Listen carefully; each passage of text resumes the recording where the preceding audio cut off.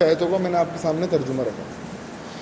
دیکھیں علم جو ہے یہ دو حصوں میں بٹا ہوا ہے. ایک تو ہم جسے دینی علم کہتے ہیں اور دوسرا وہ علم ہے جسے ہم دنیائی علم کہتے ہیں. اس کی انگلش میں بھی دو نام ہیں، ایکوائرڈ نالج اور ریویلڈ نالج. ایکوائرڈ نالج آپ جانتے ہیں کہ انسان کے 5 جو اندریاں ہیں، 5 حص ہیں جو اس کے ذریعے حاصل کیا جاتا ہے. یہ دین جسے ہم دنیائی علم کہتے ہیں.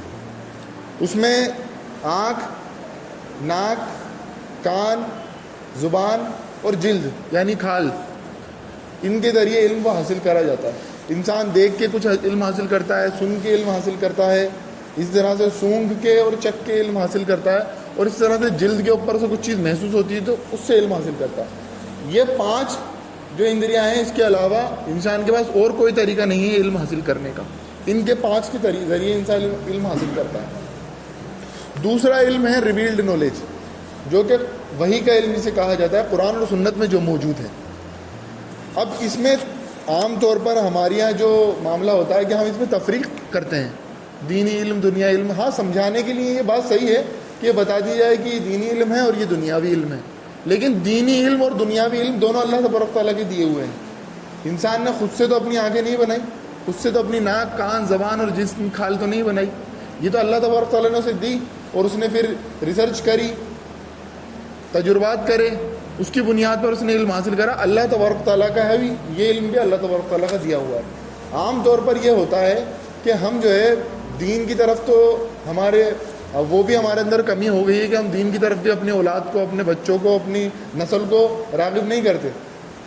اصل میں ہمارا فوکس جو ہوتا ہے نا، صرف دنیائی علم کی طرف ہوتا ہے، یا پھر ایک طرف ایسا ہو جاتا ہے کہ پھر ہم دینی علم ہی حاصل کریں، جبکہ دونوں علم حاصل کرنا ضروری ہے انسان کے لیے. آپ شیخ عبد القادر جیلانی رحمۃ اللہ علیہ کا واقعہ بار بار سنتے ہیں کہ وہ جنگلوں سے جا رہے تھے. ان کی والدہ محترمہ نے جو ہے ان کے ٹوپی کے اندر یا قمیص کے اندر، 2 طرح سے واقعہ بیان ہوا ہے کہ ٹوپی کے اندر یا قمیص کے اندر سکے سی دیے تھے کہ راستے میں کوئی ڈاکو تمہیں لوٹ بھی لے تو تمہیں نا جو اس سے بچ جاؤ گے، تمہارا وہ پیسہ نہیں لوٹ پائیں گے. یہ واقعہ ہم سنتے ہیں. لیکن یہ بات بھی تو سمجھنی چاہیے نا، وہ جا کہاں رہے تھے؟ وہ علم سیکھنے کے لیے نکلے تھے، علم سیکھنے کے لیے جا رہے تھے. پھر ان کا علم ان کے لیے کام کس طرح سے آیا کہ انہوں نے ڈاکو سے کیا کہا؟ ڈاکو جب ان کی تلاشی لی تو ڈاکو کو ان کے پاس سے کچھ نہیں ملا، تو انہوں نے خود کہا کہ میری جیب میں ہی سکے ہیں، میری والدہ محترمہ نے سی دیے تھے. تو اس بات کو دیکھ کے وہ جو ڈاکو ہے ایمان لے آیا اور تمام لوگوں کا مال بھی واپس لوٹا دیا. یہ واقعہ ہم بار بار سنتے ہیں. تو سوچنے کی بات ہے کہ علم کی بنیاد کے اوپر وہ سفر کر رہے ہیں، کہاں کا؟ جنگلوں سے جا رہے ہیں، ڈاکوؤں کے علاقے سے جا رہے ہیں، لیکن علم سیکھنے کے لیے. اس وقت علم کی اہمیت تھی، لیکن آج ہمارے یہاں علم کی نہ تو قرآن سنت کا علم سیکھنے کی ہمارے اندر جذبہ ہے، نہ ہی اس طرح سے دنیاوی پڑھائی کا ہمارے اندر جذبہ ملتا ہے. ہمارے مسلمانوں کے اندر دیکھ لیجیے، ہمارے امت مسلمہ کے اندر کتنے نوجوان ڈاکٹر ہیں، کتنے نوجوان جو ہیں PhD کر رکھی انہوں نے الگ الگ موضوعات کے اوپر. کتنے لوگ ہیں؟ کچھ بھی نہیں، بس 12th کر کے لوگ فارغ ہو جاتے ہیں کہ اب تو ہم ابا جان کا بزنس سنبھالیں گے.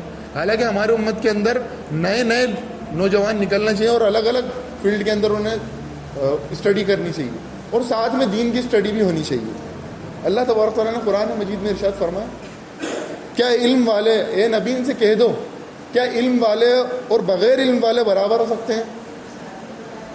بات تو صرف وہ لوگ قبول کرتے ہیں جو اہل عقل ہوں، یعنی ان کے پاس علم ہوگا تو وہ بات کو قبول کریں گے، نہیں تو جاہل انسان بات کو قبول نہیں کرتا.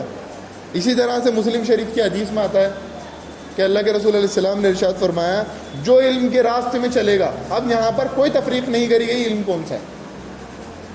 علم دونوں سیکھنے ہیں بھائی، دونوں علم سیکھیں گے جبھی تو دنیا کی ترقی ہوگی، خود امت مسلمہ کی ترقی ہوگی. دونوں علم سیکھنے ہیں. تو جو علم کے راستے میں چلے گا اس کے لیے جنت آسان کر دی جائے گی. مسلم شریف کی حدیث. علم حاصل کرنا چاہیے. دیکھیں ضروری ہے علم حاصل کرنا. اتنا علم تو ہم سب کو حاصل ہونا چاہیے کہ ہمیں حرام اور حلال کی تمیز ہو جائے.